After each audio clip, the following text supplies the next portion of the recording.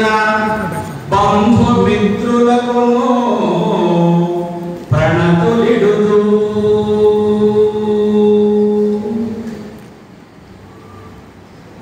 అందరికీ నమస్కారం అనేటువంటి ఒక మాటను ఇదిగో ఇలా రాసుకొని మీ ముందున ప్రదర్శన చేయడం జరిగింది. ప్రారంభానికి ముందుగా శుక్లాంబరధరం విష్ణుం శశివర్ణం చతుర్భుజం ప్రసన్నవదనం ఛాయేత్ సర్వవిఘ్నోపశాంతయే అగజానన పద్మార్కం గజానన మహర్నిశం అనేకదంతం భక్తానాం ఏకదంతముపాస్మహే. సరస్వతీ నమస్తుభ్యం వరదే కామరూపిణి విద్యారంభం కరిష్యామి సిద్ధిర్భవతు మే సదా. పద్మపత్ర విశాలాక్షి పద్మకేసరవర్ణిని నిత్యం పద్మాలయా దేవి సా మాం పాతు సరస్వతి.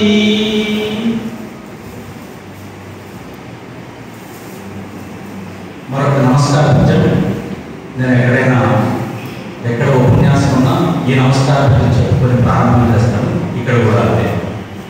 జన్మనిచ్చినట్టి జననీ జనకులకు జన్మనిచ్చినట్టి జననీ జనకులకు చదువు చెప్పినట్టి సద్గురులకు జన్మనిచ్చినట్టి జననీ జనకులకు చదువు చెప్పినట్టి సద్గురులకు మంచి చెడుల తెలుపు మంచి చెడుల తెలుపు మానవోత్తములకు మంచి చెడుల తెలుపు మానవోత్తములకు వేల వేల వందనాలు సేతు. వేల వేల వందనాలు సేతు. మరి ఈ రోజున మా ఊరికి చెందినటువంటి మన ఊరికి చెందినటువంటి మన జిల్లావాసి కడప జిల్లాలో పున్నమి నాటి చంద్రుడిలా వెన్నెలను వెలార్చినటువంటి శుభ్రజ్యోత్స్న అనేటువంటి కలం పేరు కలిగినటువంటి గురువరేణ్యుడు ఎద్దల గంగయ్య గారి గురించి ఆయన జీవితం సాహిత్యం గురించి ఇక్కడ నేను మాట్లాడడానికి అవకాశం ఇచ్చినటువంటి యోగి వేమన విశ్వవిద్యాలయం ఉపకులపతి గారికి, ఆచార్య గణానికి, సిపి ప్రౌఢ భాషా పరిశోధన కేంద్రం సంచాలకులు ఆచార్య పార్వతి గారికి, ఇక్కడ ఉన్నటువంటి మా మిత్రులు ఒకవైపున డాక్టర్ చింతకుంట శివారెడ్డి గారు ఇందాక మాట్లాడినటువంటి, ఆ తర్వాత మిత్రులు డాక్టర్ భూతపురి గోపాలకృష్ణ శాస్త్రి గారు, మహామహులు వీళ్ళందరూ. అటువంటి వారి సమక్షంలో ఈ రోజున నేను మీ అందరి ముందర నిలబడి ఈ అంశం గురించి మాట్లాడడానికి ఉపక్రమిస్తున్నాను. ఒకవేళ ఏదైనా మాట్లాడేటువంటి సమయంలో అక్షర దోషాలు ఏమైనా ఉంటే వీరితో రాకుండా ఉండడానికి ప్రయత్నం చేస్తాను. మరి ముందుకు వెళ్తున్నాను. నేను గతంలో నెల జిల్లా సాహిత్యం అనేటువంటి దాంట్లో బద్వేలకు చెందినటువంటి సుమతి శతకకర్త బద్దెలు రచించినటువంటి సుమతి శతకాన్ని గురించి నెల మన జిల్లా సాహిత్యంలో ఒక ఉపన్యాసం చేసి ఉన్నా. మరి ఈ రోజున 146వ సదస్సులో నెల మన జిల్లా సాహిత్యం కలిగి మన శివ సాహిత్యంలో ఈ రోజున మళ్ళీ శుభ్రజ్యోత్స్న జీవితం ఆయన సాహిత్యం పైన మాట్లాడుతున్నాను. అందుకు అందరికీ కూడా ఒకసారిగా ధన్యవాదాలు తెలియజేస్తూ, ఇక్కడ ముఖ్యంగా శుభ్రజ్యోత్స్న గారి కుమారుడు ఇందాకనే వేదికపైకి వచ్చిన కుమారుడు కోడలు మనవడి గౌరవనీయులు ఎద్దల నందకిషోర్ గౌడ్ రాజంపేటలో ఫ్యూచర్ మైండ్స్ స్కూల్ అనేటువంటి ఆ పాఠశాల నిర్వహణ చేస్తున్నారు కష్టపడండిగా. ప్రైవేట్ పాఠశాలలు ఎన్ని ఉన్నప్పటికీ కూడా ఆయన పద్ధతి వేరు, ఆయన యొక్క శైలి వేరు. ఆయన ఏమాత్రం కూడా ప్రచార ఆర్భాటం లేకుండా 100 మంది విద్యార్థుల్ని ఆయన చదువుకుంటూ అమోఘంగా అద్భుతంగా నడిపిస్తున్నారు. ఏమాత్రం నా బిడ్డలు సైతం అన్న దగ్గర చదువుతున్నారు. తర్వాత మరి ఆయనకు ఇక్కడ ఎందుకు సభాముఖంగా ధన్యవాదాలు తెలియజేస్తున్నామంటే వాళ్ళ నాన్నగారికి సంబంధించిన విషయాన్ని మాట్లాడటానికి ఎప్పుడో ఆయన చెప్పుకుంటే చాలా కాలం తర్వాత ఆయన పుస్తకాలను కూడా వెతుకులాడి శ్రమించి అందులో ఉన్నటువంటి విషయాన్ని రేఖామాత్రంగా నాకు తెలియజేసి ఆయన సహకరించారు కనుక సభాముఖంగా అనగాసారిగా మీ అందరి సమక్షంలో ధన్యవాదాలు తెలియజేసుకుంటున్నాను. మరి సుభాష్ జోస్న గారు ఇందాక అనుకున్నాం ఆయన నిండు పున్నమి నాటి చంద్రుడు, ఆ చంద్రుని యొక్క జ్యోత్స్న ఎలా ఉంటుందన్న విషయం ఒకసారిగా మనం చూస్తే మరి ఈ రోజు ఆయన లేడు. ఆయన నిజంగా లేడా అంటే ఉన్నాడు. ఇందాక లేడన్నాడు, అందరూ ఉన్నాడంటున్నారు ఏంటి?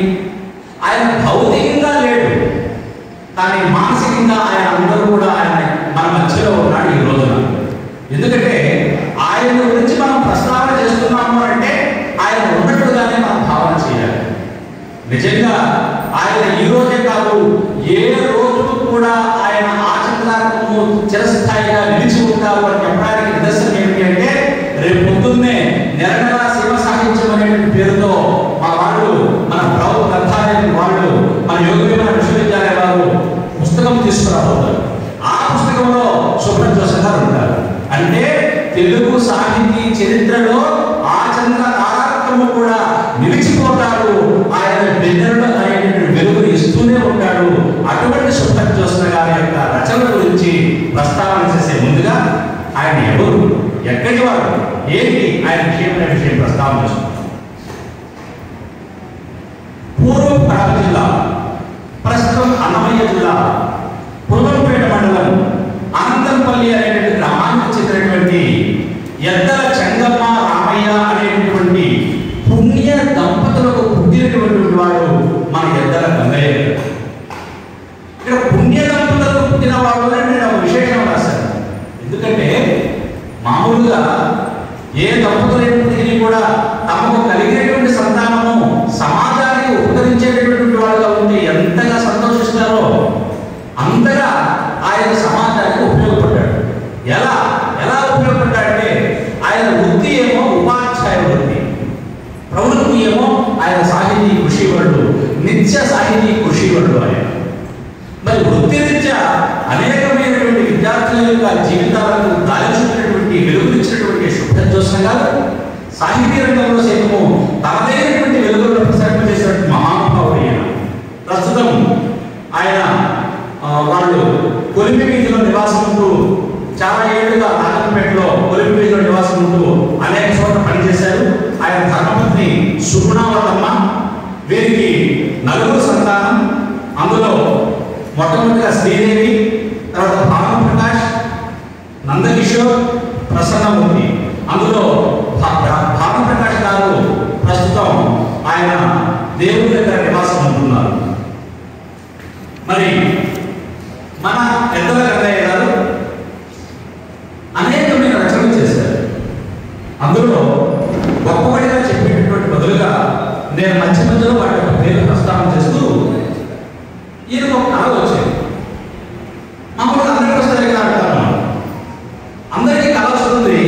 పొద్దున తెల్లారి మర్చిపోతాము, తర్వాత పట్టించుకోము. కానీ ఈయనకు వచ్చినటువంటి కళ అట్టా ఇట్లాంటి కళ కాదు. సాక్షాత్తుగా శ్రీ వెంకటేశ్వరుని తన యొక్క కీర్తనలతో అద్భుతంగా వర్ణించినటువంటి పదకవిత పితామహుడు తాళ్లపాక అన్నమాచార్యుల వారు మన ఎద్దల గంగయ్యకు సుభాష్ జోస్నకు ఒకనాడు కళలో కనిపిస్తాడు. ఎలా కనిపిస్తాడు అంటే తాళ్లపాక నుంచి తిరుమలకు వెళ్ళేటటువంటి క్రమంలో తుంగుర చేతబెట్టుకొని పిడతలను వాయిస్తూ ఆయన హరినామ సంకీర్తన చేసుకుంటూ ఆ కీర్తన పాడుకుంటూ అన్నమయ్య తిరుమలకు పోయే విధంగా ఈయనకు కళలో కనిపిస్తాడు. ఆ కళలో ఆయన ఒక పాట పాడతాడు అన్నమయ్య.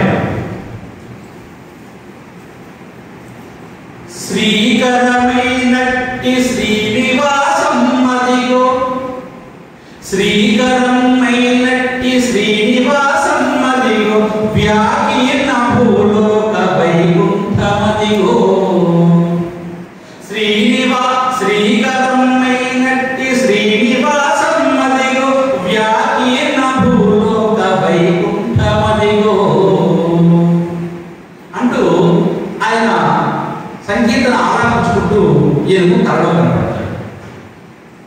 చెల్లింది. కన్ను తెరిచాడు, ఎవరు లేరు కదా. కనిపించింది సాక్షాత్తుగా అన్నమాచార్యులు. సరే, తెల్లారిపోయింది. అన్నమాచార్యుల కీర్తనలు అనేకంగా ఉన్నాయి.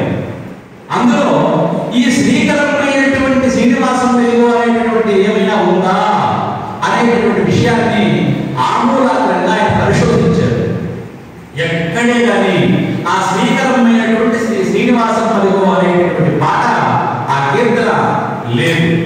అంటే అరే కనిపించింది అన్నమయ్య, ఆయన రాయనటువంటి పాటను ఆయన నోటి నుండి నాకు కరడ వినిపించడం ఏమిటి, ఇదేదో మాయగా ఉంది అని భావించినటువంటి ఈయన అదే పాటను తీసుకొని మొత్తం గేయం రాసేసాడు, మొత్తం కీర్తన రాసేసాడు.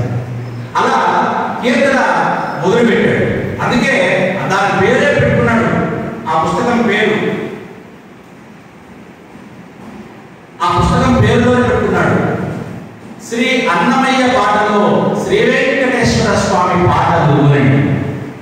అన్నమయ్య పాటలో శ్రీ వెంకటేశ్వర స్వామి పాటలు అనేటటువంటి విధంగా ఆ పేరు పెట్టుకొని ఇందులో 55 కీర్తనలు ఉన్నాయి, 55 పాటలు ఉన్నాయి ఈ పుస్తకంలో.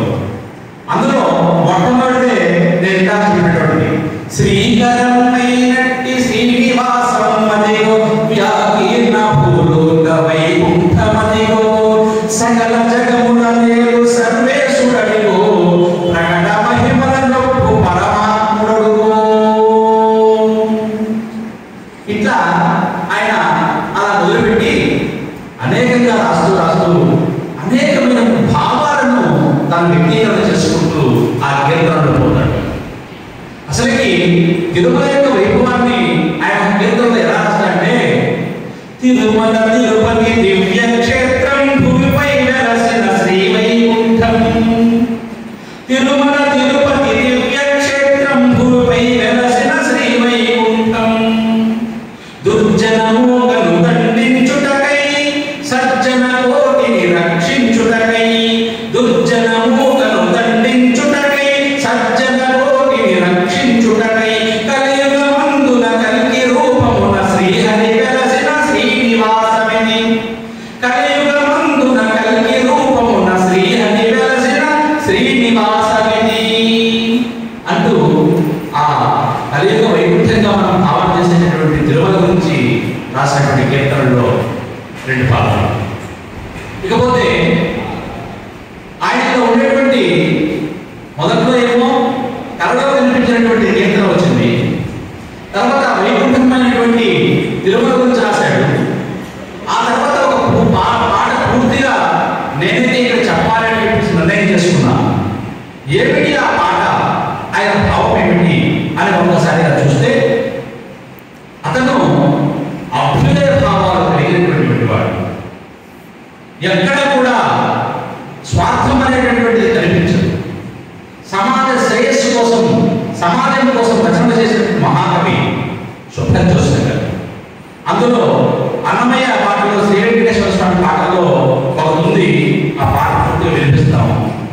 మనలో ఏదైనా మార్పు వస్తుందా, మనం ఏదైనా ఆయన నడిచినటువంటి పాటలో అన్నమయ్య పాటలో మనం నచ్చకపోయినా కనీసం సుబ్రహ్మణ్య గారు చెప్పిన మాటలోనైనా మనం ఏమైనా విందామా, ఏదైనా ఆచరించడానికి అనుకూలం అవుతుందా ఆలోచన చేద్దాం. ఆ అభ్యుదయ భావాలు ఎలా ఉన్నాయో చూద్దాం. ఆది మానవుడు అతనికి ఆధారమెవ్వడు అనే ప్రశ్నలు ఉన్నాయి కదా.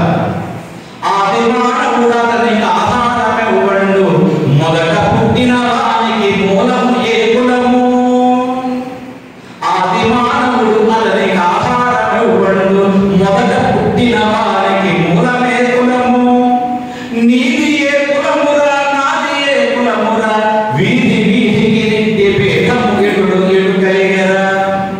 నీది ఏ కులమురా, నాది ఏ కులమురా, వీధి వీధికి నిండి భేదమెడు కలిగరా. నేలది ఏ కులమురా, నింగిదే కులమురా, నింగి నేలల నడుమ నరులదే కులమురా. గాలిదే కులమురా, కడలిదే కులమురా, ఇలా ఎండవానలకు ఏ కులం ఉండేరా. అందరిని తాగేది ఆ ఎండ, ఆ గాలి, ఆ కాకులను తాగేది ఆ నీరు ఆవాన అందులో లేరట్టి అంటరాని తనము ఎందుకో తెలుపుమా ఈ మానవుల నడుమ అందులో లేరట్టి అంటరాని తనము ఎందుకో తెలుపుమా ఈ మానవుల నడుమ కాకులన్నిటిది ఒకటే కాకి మూకల కులము కాకులన్నిటిది ఒకటే కాకి మూకల కులము మేకలన్నిటిది ఒకటే మేక మందల కులము ఏ కాలమందైనా ఏ దేశమందైనా కాకులకు కులం ఒకటే మేకలకు కులం ఒకటే కుల మతములు లేవు కోట్లాది జీవులకు కుల మతములు లేవు కోట్లాది జీవులకు మైలపడబోవు ఈ పంచభూతములు తెలివైన మానవుడు తెల్లవారిన దారి తెలివైన మానవుడు తెల్లవారిన దారి ఎలా పాటించునో ఇలా అంటుసుండ్లు సాధుజనులను కావ సమయం పదుర్జనుల సాధుజనులను కావ సమయం పదుర్జనుల ఈ ధర్మమును నిల్పై రణవతరించితివి ఏదయా నీదయ ఓ వెంకటేశ్వర ఏదయా నీదయ ఓ వెంకటేశ్వర ఈ ధరణి కులమత భేదములు కడతెచ్చు ఏదయా నీదయ ఓ వెంకటేశ్వర ఈ ధరణి కులమత భేదములు కడతెచ్చు. ఆయన భావన ఆయన అభ్యుదయ భావాలు ఎలా ఉన్నాయో చూడండి.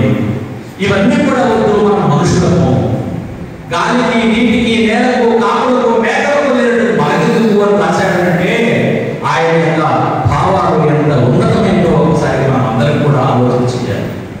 నేనైతే నా పిల్లలకు అప్పుడప్పుడు చెబుతూ ఉంటాను పాఠాల మధ్యన ఏమని చెబుతూ ఉంటానంటే అరే నాన్న గురువు కాలంలో ఇక్కడ చూడవలసింది మనము అతని యొక్క గుణానికి మనం ప్రాధాన్యత ఇవ్వాలి అంటారు.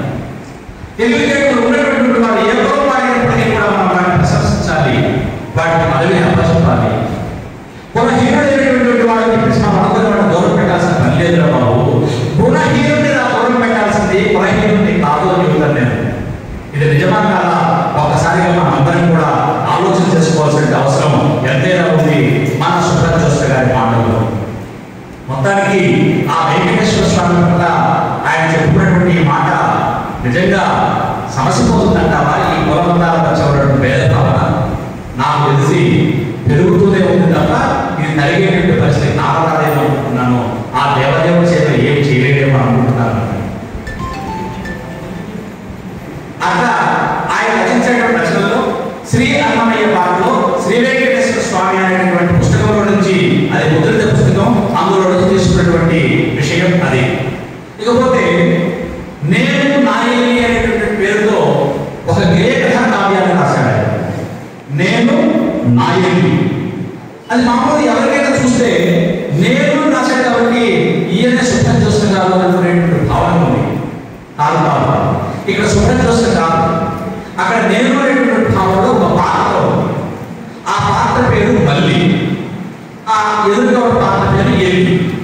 అంటే ఈయన పేరు మల్లయ్య ఉంటుంది, ఆమె పేరు ఎల్లమ్మ ఉంటుంది.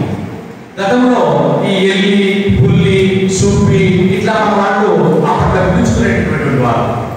ఏదేమైనప్పటికీ కూడా నండూరు సుబ్బారావు గారు ఎంగిపాట పేరుతో గేయం తెలుగు సాహిత్యంలో తెస్తే మన సుబ్రహ్మణ్య గారు నేను నాయని పేరుతో జానపద గేయ కథా కావ్యాన్ని రాశారు. ఇందులో మొత్తంగా 47 గేయాలు ఉన్నాయి. ఆ 47 గేయాలను అందరూ కూడా చదవండి. చదివిన తర్వాత ఏ విధంగా అయితే నందూరి సుబ్బారావు గారు రచించినటువంటి ఎంగిపాటలను మీరు అత్యంత ఆదరించారో నా యొక్క జానపద గేయ కథా కావ్యాన్ని సైతం అలా ఆదరించండి అని వేడుకున్నటువంటి కవి ఈయన.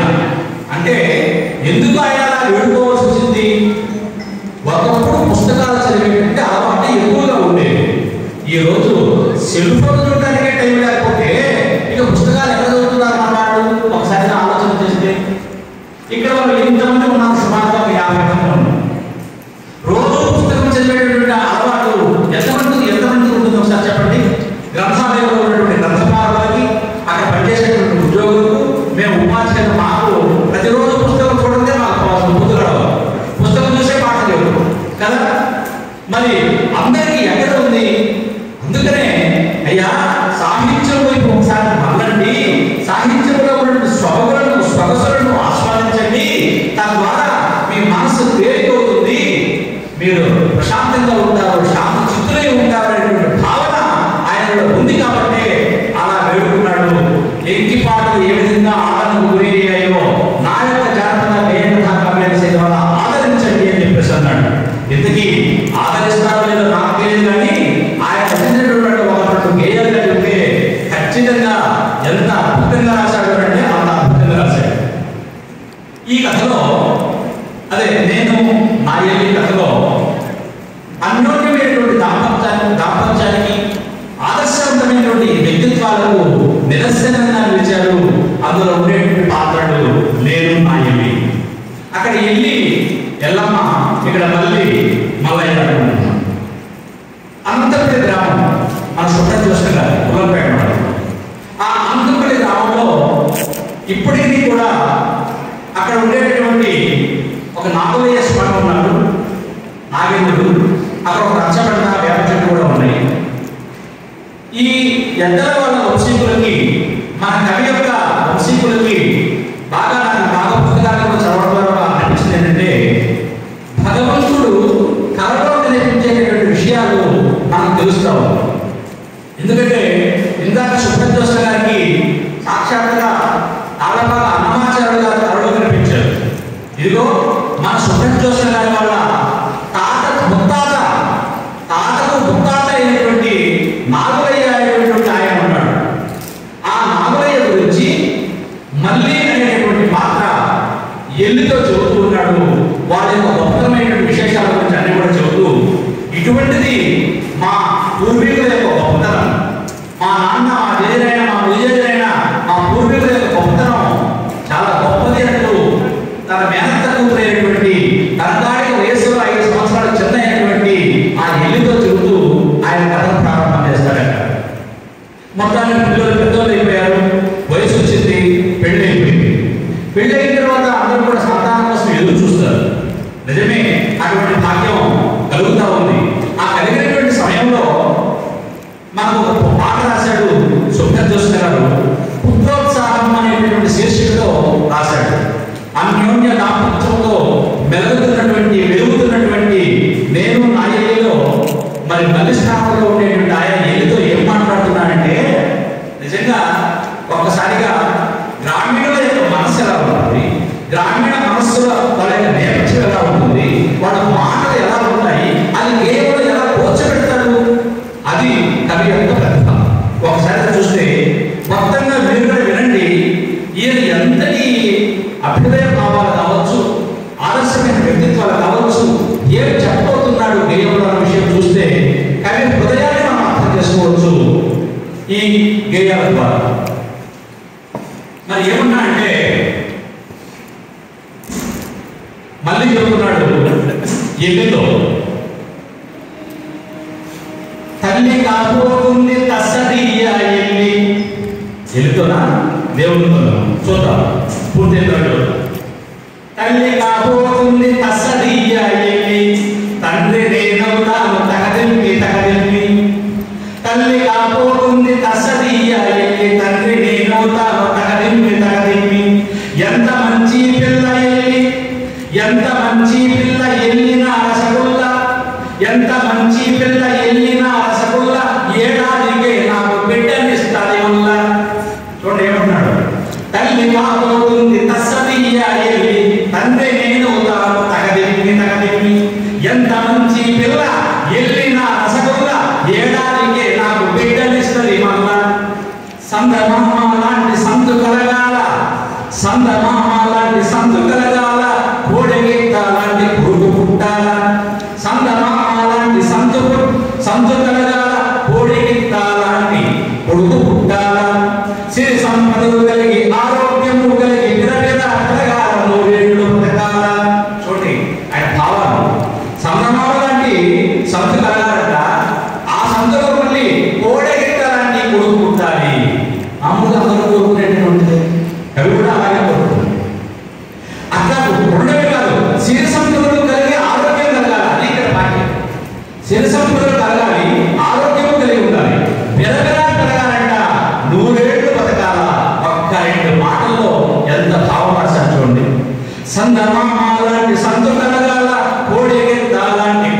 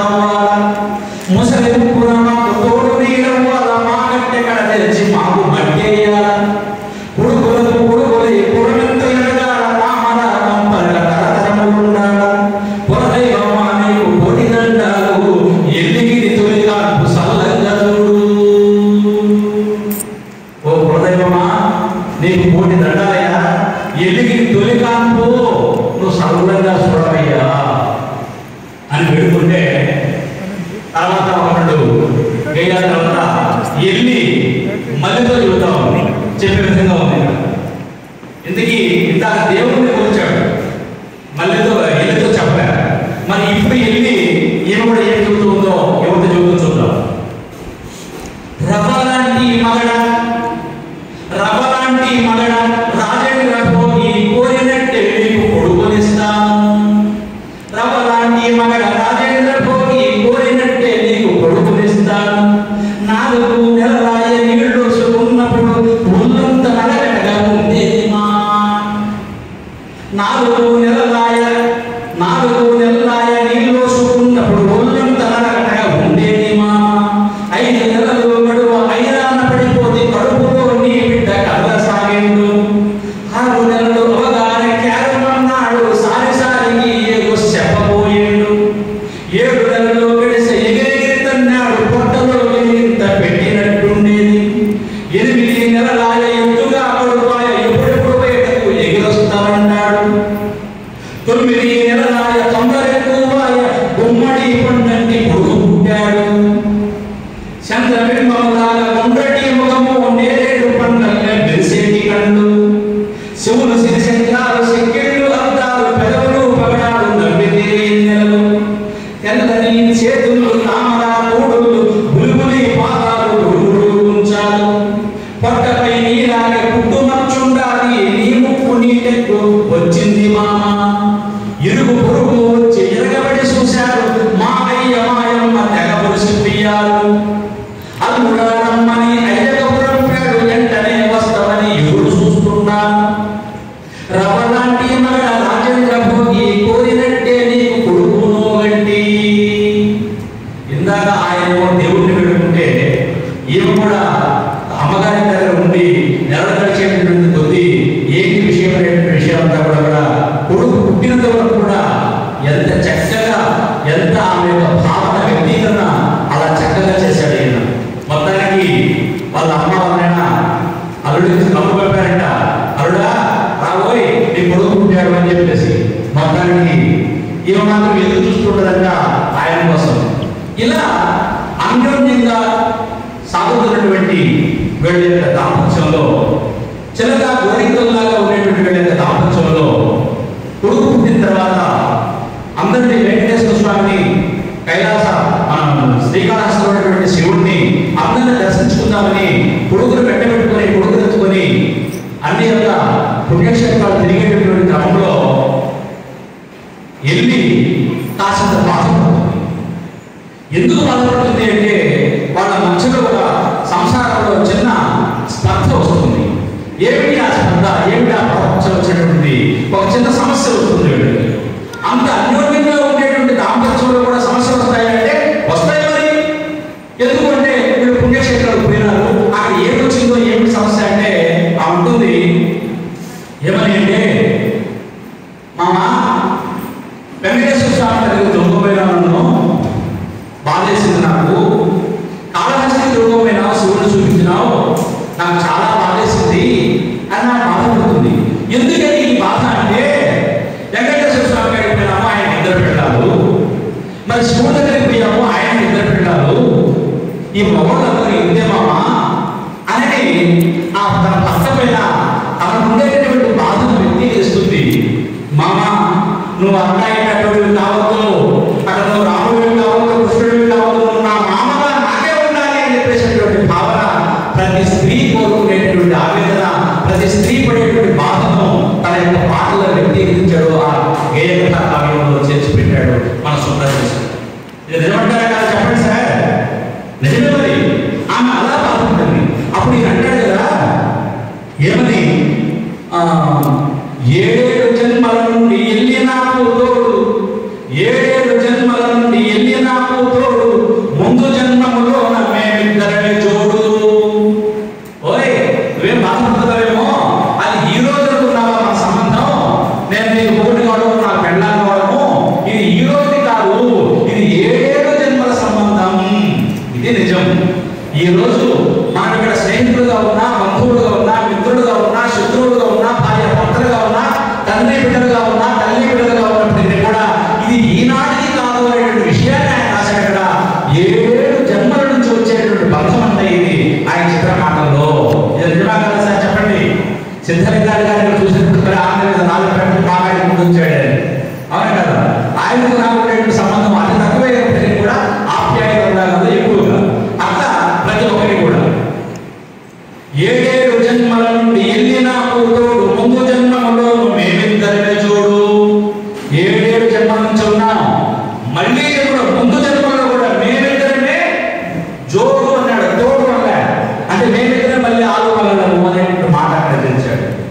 ఇట్లా అన్ని మతాలకు సంబంధించినటువంటి దేవతలను దేవుళ్ళను ప్రార్థిస్తూ అనేకమైనటువంటి గేయాలు రాశాడు మన సుభద్ర జోస్న గారు.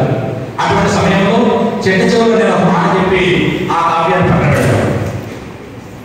ఏ జన్మలోనైనా ఏ కాలమందైనా, ఇక్కడ అందరూ వినాల్సిన మాట అంటే ఇందాక దాన్ని వినకూడదని కాదు, బాగా జాగ్రత్తగా. ఏ జన్మలోనైనా ఏ కాలమందైనా ఎల్లిని మల్లిని కలిగి ఉంచండి. ఎవరు విడదీయద్దు. ఓ దేవతలారా, ఓ జనులారా, మమ్మల్ని నా కన్నునాభాన్ని విడదీయద్దు. ఏ జన్మలోనైనా ఏ కాలమందైనా ఎల్లిని మల్లిని కలిగి ఉంచండి. స్వచ్ఛ ప్రేమికులారా, స్వచ్ఛ ప్రేమికులారా, పుణ్యదంతులారా, మల్లి వలె ఉండండి, ఎల్లి వలె కలగండి. ఓ స్వచ్ఛమైనటువంటి ప్రేమికులారా, ఓ పుణ్యమైనటువంటి దంపతులారా, మీరు మల్లిలాగా ఎల్లిలాగా ఉండండి. ఈ కథను చెప్పుకుని మరి ఊరేయండి. మీ బిడ్డలకు ఈ కథను పంచిపెట్టండి. ఇటువంటి విషయాలు బిడ్డలకు చెప్పండి. ఇలా ఉండండి అంతే తప్ప ఇప్పటి కాలంలో పరిస్థితుల్లాగా భార్య భర్తలు ఉండకూడదు అనేటటువంటి విషయాన్ని చెప్పాడు ఇక్కడ కథలో, ఆ కావ్యంలో, ఆ గేయంలో మన సుభద్ర జోస్న గారు. ఒకసారి చూడండి, ఇది నేటి యువతి యువకులందరికీ కూడా ఒక స్ఫూర్తివంతం కావాలి ఈ గేయం, ఈ కథ. అందరూ ఎల్లిలాగా మల్లిలాగా ఉండాలి అని కోరుకోవడంలో తప్పు మాత్రం ఏమాత్రం లేదు. ప్రతి స్త్రీ మాత్రం నా భర్త నాకే సొంతం అని చెప్పేసి, ప్రతి పురుషుడు సైతం నా భార్య నాకే సొంతం అనేటువంటి భావనతో మనం వెలిగినప్పుడే నిజంగా దీనికి అర్థం పరమార్థం. యువతకు స్ఫూర్తి ఏం కావాలి అంటే, బడిలో ఒకరిని, బస్టాండ్లో ఒకరిని, బయట ఒకరిని, ఇంటి దగ్గర ఒకరిని, వీధిలో ఒకరిని, ఎక్కడ ఎవరు కనపడితే వాళ్ళని ఎలా చూస్తూ పోయేటువంటి పిల్లలు మనకు కనపడుతున్నారు నేటి సమాజంలో. అటువంటి పిల్లలందరికీ కూడా స్ఫూర్తి ఎక్కడ కలగాలి? పుస్తకాలు చదువుతున్నారా? ఏమన్నా చదవట్లేదు. సెల్ ఫోన్ చూడటానికి, సోళ్ళతో మాట్లాడటానికి సరిపోయినటువంటి సమయం ఉంది నేటి బిడ్డలకు. మరి ఇటువంటి చదివితే కదా తెలిసేది, ఇటువంటి సాహిత్య సమావేశాలకు వస్తే కదా పెద్దవాళ్ళ యొక్క మాటలైనా చెప్పేది, వినేది. అర్థమవుతా ఉందమ్మా? కనుక మనము సుభద్ర జోస్న గారి యొక్క సాహిత్యాన్ని ప్రజల్లోకి తీసుకోవాల్సిన అవసరం ఎంతైనా ఉంది అని తెలియజేస్తూ ఆ గేయకథ కావ్యాన్ని ముగింపు చేస్తున్నాం. ఆ తర్వాత ఈయనకు ఒక పాట అంటే ఇష్టం. పాటలంటే ఇష్టం లేనటువంటి వాళ్ళు ఎవరుంటారు చెప్పండి? నిజంగా అందరికీ కూడా పాటలంటే ఇష్టమే. మరి మన సుభద్ర జోస్న గారికి కూడా ఒక పాట అంటే ఇష్టం. అభినందన సినిమాలో ఉంది ఇది. ఆ అభినందన సినిమాలో ఉండే పాట ఏంటంటే ఎస్పి బాలసుబ్రహ్మణ్యం గారు పాడారు అక్కడ. ప్రేమ ఎంత మధురం, ప్రియురాలంత కఠినం అనే పాట నాకు మీద రాదు. ఆ పాటలో ఇది చాలా నచ్చినటువంటి పాట. నిజంగా ఎంత మధురంగా ఉంటుంది అంటే ఆ ప్రేమ అంత మధురంగా ఉంటుంది. ఇక్కడ ప్రేమ అనేటువంటి మాటలు చాలా మంది తల్లిదండ్రుల బిడ్డల దగ్గర మాట్లాడారు. ఎందుకంటే అది ఏదో మాటలాడకూడనటువంటి మాట అనుకుంటారు చాలా మంది. నేనైతే మా ఇంటర్మీడియట్ పిల్లల దగ్గర అలవోకగా అన్ని విషయాలని అందరూ ఉన్నటువంటి విషయాన్ని పూసపట్టి వివరణ చేస్తే, ప్రేమ అంటే మీరందరూ భార్య భర్తల ప్రేమ లేకపోతే యువతి యువకుల ప్రేమ అనుకుంటున్నారు నాకు చూడాలా? అది ఒక్కటేరా? 100లో అది కూడా ఒకటే అని చెబుతాను నేను. 100 ప్రేమల్లో ఈ యువతి యువకుల మధ్య ప్రేమ కూడా ఒకటే. 99 ప్రేమలు వేరే ఉన్నాయి అని చెబుతాను నేను. నిజంగా ఈయన కూడా ఆ ప్రేమ ఎంత మధురమైన పాట అని చాలా బాగా నచ్చింది. అటువంటి సందర్భంలో ఆయన చిన్నప్పుడు కథ రాశాడు ఇక్కడ. మరి నేను సుభద్ర జోస్న గారు అనుకోవాలా లేకపోతే ఇంకేదైనా పాత్ర పెట్టాడా అని చెప్పేసి పూర్తిగా యథార్థంగా తెలియట్లేదు. కానీ మొత్తానికి వేరే పాత్రే అనుకుంటున్నాను. ఇక్కడ వేరే పాత్రే అనుకుంటున్నాను. ఆ పాత్రలో, ఆ కథలో ఏం చేస్తాడు అంటే, ఏం రాస్తాడంటే, ఈయన ఆయన ప్రేయసి ప్రియురాలు, ఆ పేరు సత్యవతి అని రాసుకున్నాడు. ఆ సత్యవతి, ఆ సత్య ఎలా ఉంటుందంటే అట్లా మహా అందగంత అంట, అజంతా సుందరి అంట, ఎల్లోర శిల్పం అంట, బాపు బొమ్మంట. అటువంటి అటువంటివి సైతం తన సత్యం ముందు బలాదూరే రాస్తాడు ఇక్కడ రచయితలో.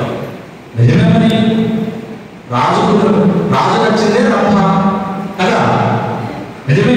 ఎవరైనా కానీ ఒక వ్యక్తిని ఆకర్షిస్తున్నారు, ఒక వ్యక్తిని ఆకర్షణ గురయ్యారు అంటే ఇక వాళ్ళకి మించిన వాళ్ళు ఎవరు ఈ ప్రపంచంలో అనుకుంటేనే దీనికి మించిన ఒకరు ఉన్నారు అనుకుంటే వాళ్ళు జరిగిపోతాము. కనుక తన యొక్క కథలో ఆ సత్యవతి మహా అంబరంతి అని చెప్పేసి రాస్తాడు.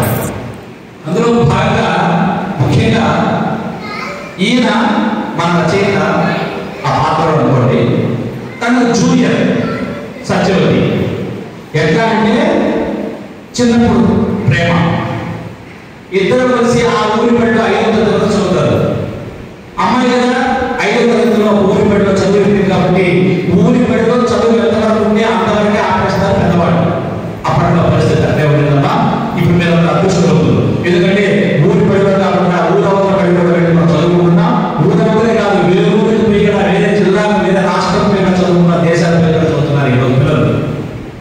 మరి తనకు జూనియర్ అయినటువంటి సత్యవతి 5వ తరగతి మాత్రమే చదువుతుంది, 5వ తరగతి చదువు ముగిసిపోతుంది.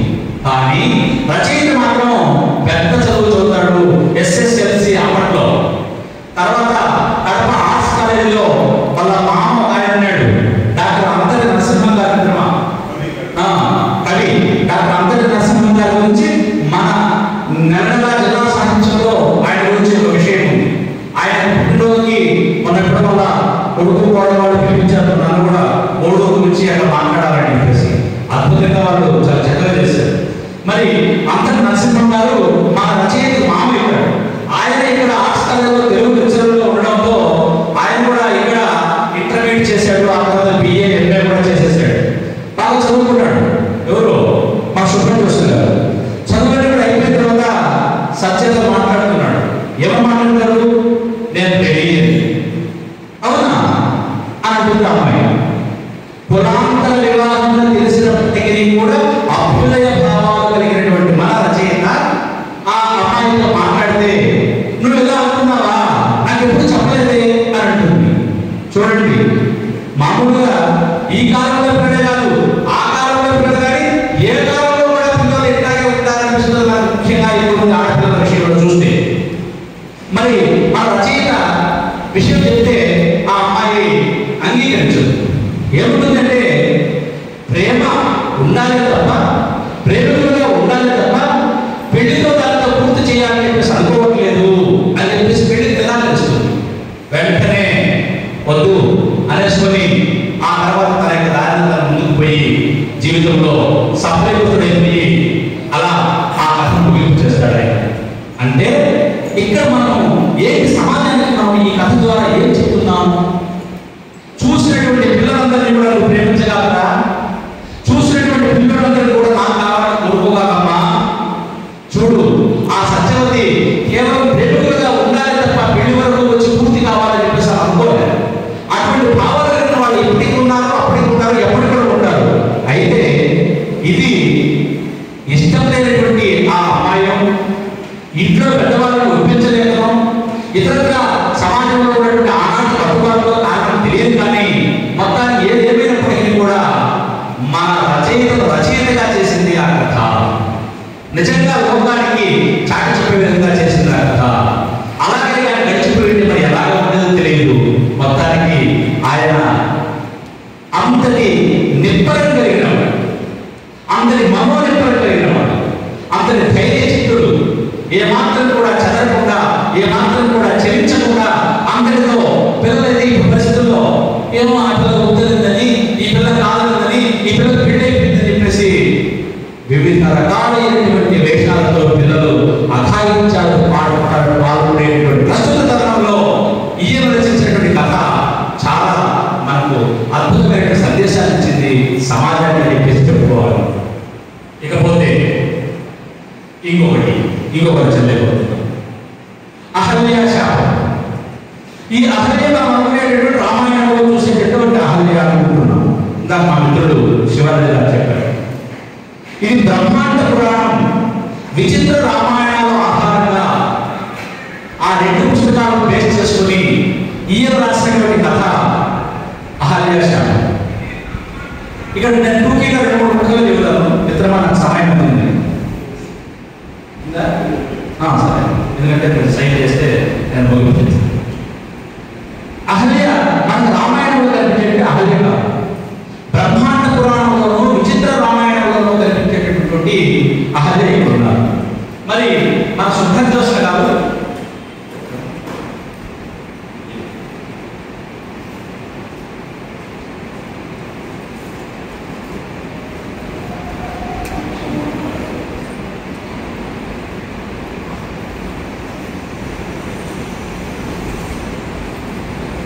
మరి ఆ బ్రహ్మాండ పురాణం చదివాడేమో, విచిత్ర రామాయణం చదివాడేమో, అందులో చూసుకొని ఇక్కడ మనకు అహల్య శాపం అనేటువంటి పేరుతో ఈయన రాశాడు కథ.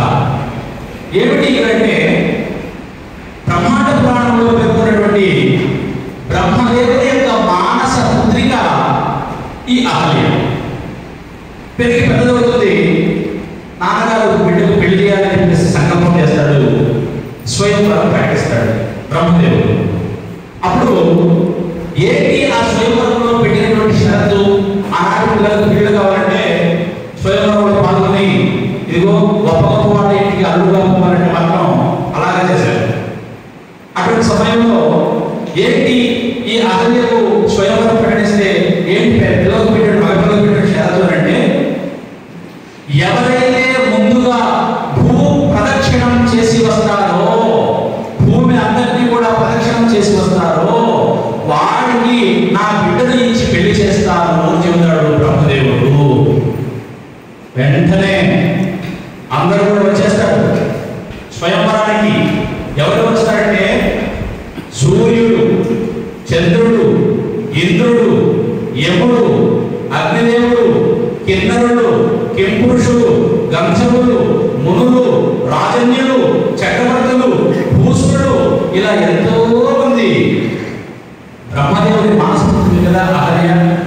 ఆ అమ్మాయి పెళ్ళాడని అందరూ కూడా స్వయంవరానికి హాజరవుతారు.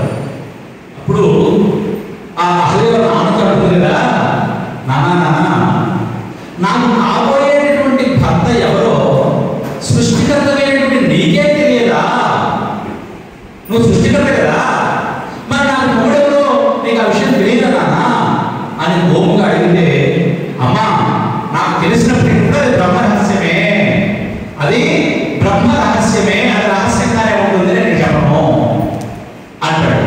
అంటే ఏదైనా రహస్యాన్ని మాత్రం రహస్యంగా పలానంటే ఏముంది, కథ ఏముంది, సినిమా నడుస్తుంది కదా, కనుక ఆ కథ నడిపించాలి. ఆ కథ ఎలా అంటే మొత్తానికి ఆ అమ్మాయి ఒక ప్రశ్న వేస్తుంది, ఇంతమంది వచ్చారు నాన్న, వీళ్ళు ఎవరు యోగ్యుడో ఎవరు అయోగ్యుడో, ఒకవేళ మీరు చెప్పిన విధంగా భూమిని కూడా ప్రదక్షిణంగా చేసుకొని రావడంలో ఇద్దరు ముగ్గురు చేస్తే నా పరిస్థితి ఏమిగా నాన్న? మరి అయోగ్యుడైనటువంటి వారి భూమి ప్రదర్శన చేసుకొని వస్తే నేను వాడిని కట్టుకోవాలంటావా అని అనేకమైన ప్రశ్నలు నాన్నగారికి సంధిస్తే అప్పుడు బ్రహ్మదేవుడు అంటాడు కదా బిడ్డతో, అమ్మా ఇంతమంది యోగ్యులు వచ్చారు, వాళ్ళు అయోగ్యుడు సెలెక్ట్ అయ్యాడని నేనైతే అనుకోవట్లేదు, నువ్వేం బాధపడాల్సిన పని లేదు, ఇద్దరు ముగ్గురు ఏమన్నా ముందుగా తిరిగి వస్తారేమనుకుంటావు, అక్కడ ఏం జరగదు, అదంతా జరిగిపోతుంది అని చెప్పి చెబుతాడు. మొత్తానికి ఏది ఏమైనా అందరూ భూ ప్రదక్షిణ చేసేటువంటి పనిలో నిమగ్నమైనారు. ఎవరి పనుల్లో వాళ్ళు ఎంత వేగంగా పోతే అంత వేగంగా అక్కడ తగ్గుతుంది అనేటువంటి ఆతృత ఆనాడు అబ్బాయిలో ఉంది, ఈనాడు అబ్బాయిలు కూడా ఉంది. అంటే ఈనాడు అబ్బాయిలు ఈనాడు పేపర్ అని పేరు పడ్డారు, ఈ కాలం అబ్బాయిలు కూడా ఉంది. ఈ కాలం అబ్బాయిలు ఎంత ఉన్నతమైన చదువుకున్నప్పటికీ కూడా, ఎన్ని లక్షలు ప్యాకేజ్ అయినప్పటికీ కూడా అమ్మాయిలు దొరికేటువంటి పరిస్థితి ఇబ్బందిగా ఉంది అని చెప్పేసి బయట ప్రస్తావన మాట. ఇది నిజమంటారా కాదా? ఇది నిజమే. మరి అటువంటి సందర్భంలో పిల్లలందరూ కూడా పరిగెట్టుకోబోతున్నారు భూ ప్రదక్షిణ చేసి రావడానికి. ఎవరు ముందుగా వస్తే వాళ్ళకే ఆహార్యం కలుగుతుంది అనేటువంటి విషయంగా మొత్తానికి వచ్చేసాడు. భూ ప్రదక్షిణ చేసుకుని గౌతమ మహర్షి వచ్చాడు మొట్టమొదటిగా. ఆ తర్వాత రెండవ వరుసలో ఒక వ్యక్తిగా దేవేంద్రుడు ఉన్నాడు, 3లో సూర్యుడు ఉన్నాడు, 4లో చంద్రుడు ఉన్నాడు. అందరూ వరుస క్రమంలో ఉన్నారు. 1 2 3 4 మొత్తంగా.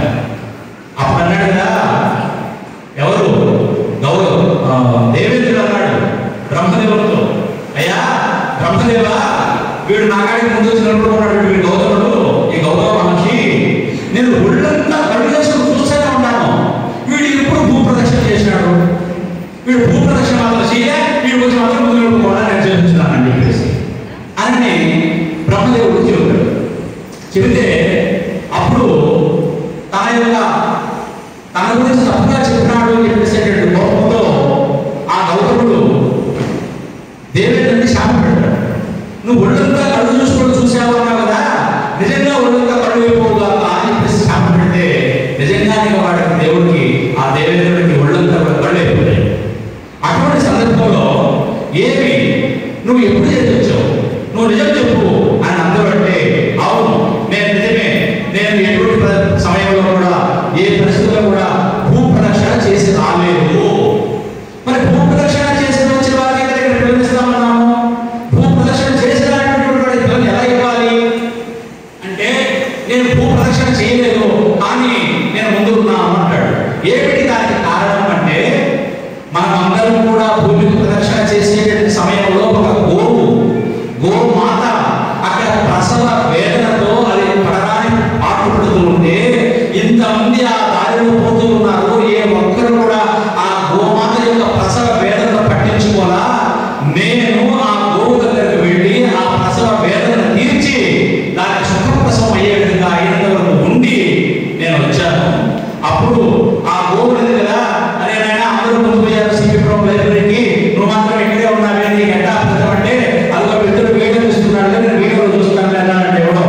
అట్లా ఆ గోవు ప్రదక్షిణ యొక్క ఫలితం, గోవు ఎట్లయితే నువ్వు భూ ప్రదక్షిణ అంతా కూడా చేయలేదో, నువ్వు నా చుట్టూ తిరిగితే, నా చుట్టూ ఎప్పుడైతే నువ్వు 3 మాటలుగా తిరుగుతావో భూమిని ప్రదక్షిణం చేసి వచ్చినంత పుణ్యం నీకు ఉంటుంది. అలా చెయ్యని చెప్పేసి ఆలస్యమైన కారణం ఇలా చెయ్యని చెప్పేసి ఆ గౌతముడితో చెప్పినాక వెంటనే అతడు దాన్ని ప్రసవం అయిపోయిన తర్వాత సంతోషంగా ఉన్నటువంటి సమయంలో దానికి 3 మాటలుగా ప్రదక్షిణ చేశాడు కనుక భూమి అంతటిని కూడా ప్రదక్షిణ చేసి వచ్చినటువంటి పుణ్యం కలిగింది. అలా అతడు ముందు వరుసలో వచ్చి అలా నిలుచున్నాడు. అంటే ఇప్పుడు అర్థమైందా, గోవు యొక్క ప్రాధాన్యత. మనమందరం కూడా గోమాత అంటాం, అందులో తల్లిని చూస్తాం మనం. అటువంటి గోమాతను చుట్టూ ప్రదక్షిణ చేయడం ద్వారా భూమిని ప్రదక్షిణ చేసి వచ్చే ఫలితం ఎంత ఉంటుందో అంత ఫలితం ఉంది అని చెప్పి చెప్తాడు. అలా ఆయన అహల్యను వివాహం ఆడతాడు. ఆ తర్వాత వరుసలో ఉంటారు దేవేంద్రుడు కావచ్చు, సూర్యుడు కావచ్చు, వీళ్ళందరూ కూడా. కానీ ఇక్కడ ఈ కథలో ఒక ట్విస్ట్ ఉంది. ఏమిటి ఆ ట్విస్ట్ అంటే, మన గౌతముడి వల్ల అహల్యకు అంజనా అనేటటువంటి అమ్మాయి, సూర్యుడి వల్ల వాలి, ఇంద్రుడి వల్ల సుగ్రీవుడు జన్మిస్తారు. స్వయంగా గౌతముడికే పుట్టినటువంటి బిడ్డ అంజన నిర్లక్ష్యానికి గురి అవుతూ ఉండడంతో నాన్నగారికి కంప్లైంట్ పెడుతుంది. నాన్న గౌతమ, వీళ్ళిద్దరూ ఈ వాలి సుగ్రీవులు ఇద్దరు కూడా ఇక్కడ ఉండేటటువంటి పిల్లలు వీళ్ళు నీ సంతతి కాదు వీళ్ళు అనేటువంటి విషయాన్ని చెబుతుంది. అవునా, వీళ్ళిద్దరు నా బిడ్డలు కదా, నువ్వు ఇద్దరు నా బిడ్డలు, ఇది ఎట్లా ఏమిటి కదా అని ఆయన పరిశీలన చూసి వాళ్ళ ఇద్దరిని కూడా తీసుకొని పోయి ఒక సముద్రంలో ముంచి తేలుస్తాడు, ఒక శాపం పెడతాడు. నిజంగా మీరు నా బిడ్డలే కానైతే ఇలా ఉంటారు, నా బిడ్డలుగా కాకపోతే మీరు మానవుడుగా ఉంటారు అని చెప్పేసి చేస్తే సముద్రంలో ముంచి తేలగానే, నదిలో ముంచి తేలగానే, నదిలో సముద్రంలో ఆ ముంచి తేలగానే వాళ్ళు వానర ఉప్పులైపోతారు. ఏమిటి కారణం? అప్పుడు అహల్యని అడిగితే అహల్య ఏం చెబుతుంది? ఆ విషయం అంతా కూడా ఇక్కడ ఒక ట్విస్ట్ గా రాశారు. ఇక్కడ అలా ట్విస్ట్ గా రాసినటువంటి ఈ కథలో అందరూ ఒక శాపం పెడుతుంది అహల్య, నువ్వు వచ్చేటటువంటి జన్మలో అటువంటి వానరుడికి నువ్వు జన్మనిస్తావు అని చెప్పేసి తన బిడ్డకు అహల్య అందరూ శాపం పెడుతుంది. అలా అందరూ పుట్టినటువంటి వాడే ఆంజనేయుడుగా మనకి ఇక్కడ కనిపిస్తాడు. దీనికి అనేకమైన కారణాలు రాస్తున్నాడు. ఎందుకు అలా వాళ్ళిద్దరూ కూడా ఆమె జన్మించాలనే విషయం మరి కాలాతీతం అవుతుందని చెప్పేసి మిత్రుడు చెప్పాడు కనుక వేరే విషయంలో వెళ్ళిపోతూ, అందుకనే ఆయన రచనలు ఒకసారిగా మనం పట్టుకోవాలి. రచనలు పట్టుకుంటే ఆ ట్విస్ట్ ఏమిటో పుస్తకం చదివేటటువంటి వాళ్ళకి తెలుస్తుంది. ఇకపోతే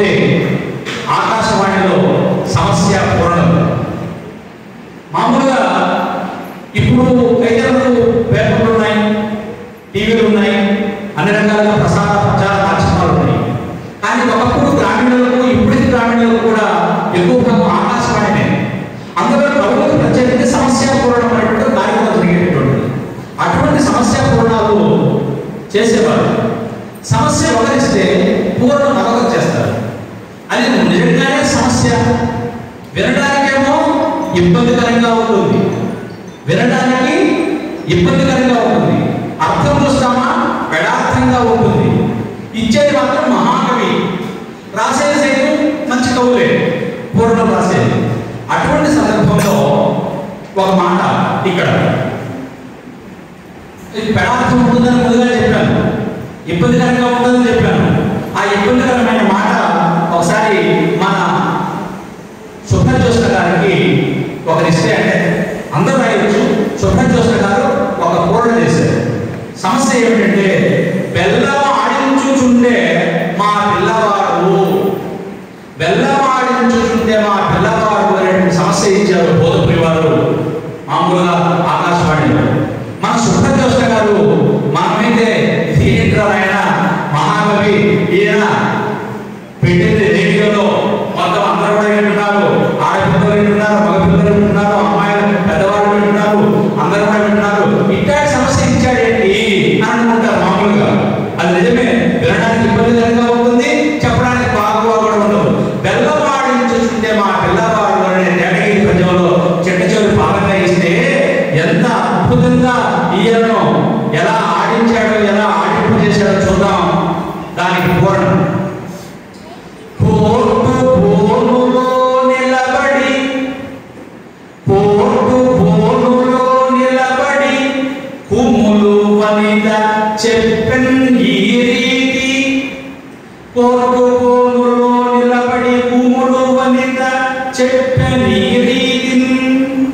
దేవరా స్త్రీని చంపు తుడువ కాదప్పుడు, స్త్రీని చంపు తుడువ కాదు అప్పుడు, చెరకు తోటలోన బెల్లమాడించుచుండే మా పిల్లవాడు. అంటే చెరకు తోటలో బెల్లమాడిస్తూ ఉన్నాడు అనేటువంటి అర్థంలో రాశాడు ఇక్కడ. ఈడు ఎవడో ఒక ఆమె చంపాడు అనేటటువంటి అభియోగం కింద కోర్టులో పెట్టారంట. యో వీడనయ్యా నా బిడ్డ చావడానికి కారణమైంది, నా ఆమె చచ్చిపోవడానికి కారణం వీడు అని చెప్పేసి. అప్పుడు ఆయన వాళ్ళ అమ్మ వచ్చి, అయ్యా నా బిడ్డ అటువంటి వాడు కాదయ్యా, ఆమె చచ్చిపోయేటటువంటి సమయానికి నా బిడ్డ చెరకు తోటలో బెల్లం తిప్పేటటువంటి గానుగ దగ్గర ఆ పని చేయించుకుంటూ ఉన్నాడు అనేటటువంటి అర్థం వచ్చేది రాశాడు. ఎంత ఊహ ఒకసారిగా చూడండి. ఇంకొకటి చెప్పి బలుగుతామా, సమస్యను అందరికీ సమస్యే, అవును మాత్రం వాళ్ళ యొక్క ప్రతిభతో నిజంగా మనం అందరినీ కూడా మెప్పిస్తారు. ఆహా ఇందులో ఈ అర్థం పెట్టి రాశాడా, ఉండే బయట కనిపించేటువంటి అర్థం ఒకటైతే వీళ్ళు ఊహించేటువంటి అర్థం ఎక్కువ పడవలో చూస్తే అది నిజంగా సమస్య కానే కాదు మహానుభావులు. మరి ఇక్కడ ఇంకో సమస్య ఏంటంటే, ఇది ఉత్తర భారతదేశంలో అడిగిన బోధపురి వారు ఏం రాస్తున్నారు, అసలు సమస్య ఏంటో చూద్దాం. ఇంతులు చూడు దాంతురట, ఇంతులు ఆడవాళ్ళు చూడు దాంతురట, వాళ్ళు గర్భం దాలుస్తారట. ఇంతకు మించిన చోద్యమున్నదే, ఆడవాళ్ళు కదా మామూలుగా గర్భం దాల్చేది. కానీ సమస్య చూడండి, ఇంతులు చూడు దాంతురట, ఇంతకు మించిన చోద్యమున్నదే. ఆడవాళ్ళు గర్భం దాల్స్తారట, ఇంతకు మించిన చోద్యం ఎక్కడ ఉందా అనేటువంటి అర్థం అది.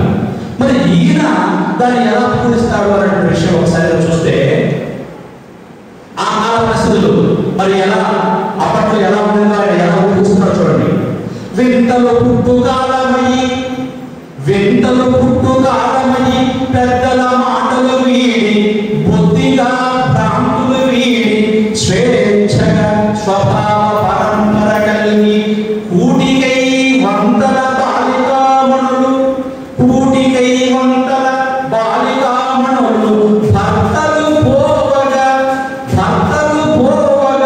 కామబాధ చేయి, ఇంతులు చూడు దాతురట, ఇంతకు మించిన చోద్యమున్నదే.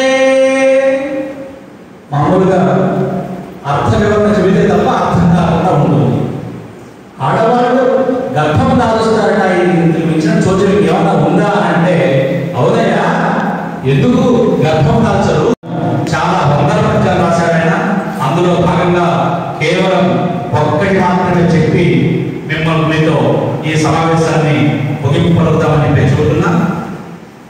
కరెక్ట్గా ఇప్పుడు నేను ప్రారంభం చేసే గంట అయిన మిత్రమా, నాకు తెలుస్తుంది నేను ఉపాధ్యాయుడు కనుక 50 నిమిషాలు అయితే మంచిగా కోసం ఎదురాడుతూ ఉంటాం. ఎందుకంటే గంట అయిపోయింది, నాకు అప్పుడు సమయం అయింది తెలిసింది. మరి పాడుకో హాయిగా బాగా పాడుకోమంటాడు. పడుకోవడానికి టైం లేకపోతే జనానికి ఇక పాడుకోవడానికి ఎక్కడ టైం ఉంది? ఒకసారి గమనించండి. ఏం సార్ పడుకోవడానికి టైం లేదా? ఒకసారి చూడండి పిల్లల్ని. రాత్రి పొద్దుపోయేటో ఇప్పుడు 12 గంటల దాకా నిద్రపోతున్నాం. 12 గంటల వరకు నిద్ర మెలుగుతూ ఉంటారు. 12 గంటల పొద్దున్న వరకు లేవకుండా ఉంటున్నారు. నిజమే కదా సార్ చెప్పండి?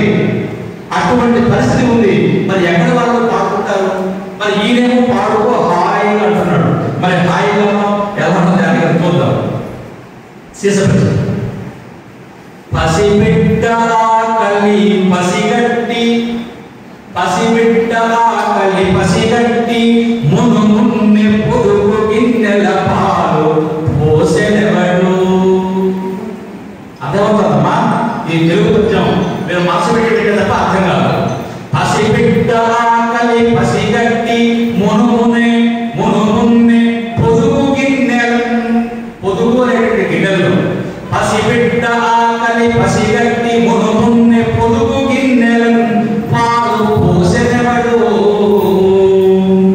తిర్యక్కులకు తప్పి తీర్పగా తల పోసి నీటితో నదులను నింపెనెవడు.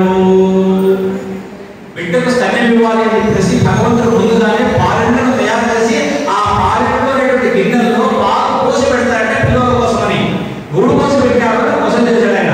ఎవడు కోసం పెట్టాడు? భగవంతుడికి సృష్టి ఆశయం. అర్థమైంది సార్? పసిబిడ్డ ఆకలి పసిగట్టి మున్నే ముందుగానే పొదుగు గిన్నెలను పాలు పోసెనెవడు. తిర్యక్కులకు తప్పి తీర్పగా తల పోసి నీటితో నదులను నింపెనెవడు. ఈ నదులన్నీ కూడా నీటితో ఎవరు నింపారయ్యా?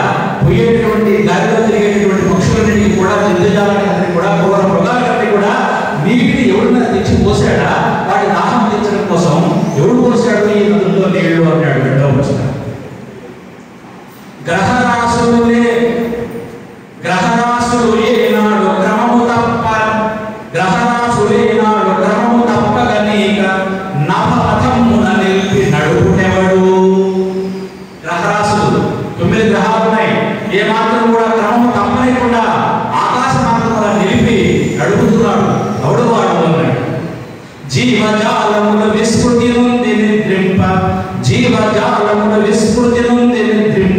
ప్రాణదీపమును కాపాడుటెవడు. మొత్తం జీవజాలమంతా, జంతుజాలమంతా, ప్రాణికుండంతా మనతో కూడా. వీళ్ళందరూ కూడా ఏ మాత్రం స్పృహ లేక విస్మృతి నుండి మనం నిద్రపోతా ఉంటే ప్రాణము అనేటువంటి దీపాన్ని ఆరిపోకుండా ఎవడు కాపాడుతున్నాడు? మన గుండె మాత్రం ఆడుతూనే ఉండదాన్ని ఎవడు ఆడిస్తున్నాడు అన్నాడు ఆయన ప్రశ్న.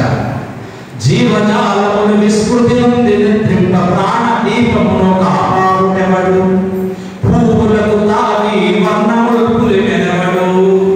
పూలకు తావి వాటి సువాసన, వాటి రంగు ఎవరు పులిమెనాడు? పూలకు తావి వర్ణములు పులిమెనెవడు. స్వాదు రుచులను పండ్లకు వసంకెనెవడు. పండ్లకు సహజ సిద్ధంగా వచ్చే రుచి ఎవరు కల్పించారు ఈ రుచిని? అట్టి మహిమాన్వితుండు అఖిలాండ కోటి జగదధీశుడు సర్వదా శరణు నాకు. అటువంటి వాడు అఖిలాండ కోటి బ్రహ్మాండ నాయకుడైనటువంటి వాడు, మహిమాన్వితుడైనటువంటి జగదధీశుడు, జగదీశ్వరుడు ఆ స్వామి నాకు సర్వదా శరణు.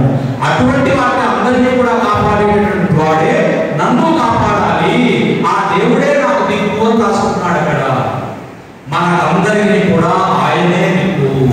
సర్వ ప్రాణికోటికి సైతం ఎవరు దిక్కు అంటే సర్వేశ్వరుడు దిక్కు. అటువంటి సర్వేశ్వరుడు దిక్కు అనుకుంటూ రాసినటువంటి మహానుభావుడు శుద్ధ జోసన్ గారు. ఈ విధంగా ఆపాల గోపాల మనంతా కూడా హాయిగా పాడుకుంటూ రచించినటువంటి ఈ పద్యాలని నిజంగా వింటే వాటికి అర్థం తెలిస్తే, అందుకనే నిఘంటువులు దగ్గర పెట్టుకోకుండా, ఏమాత్రం కూడా ఇబ్బందికరం లేకుండా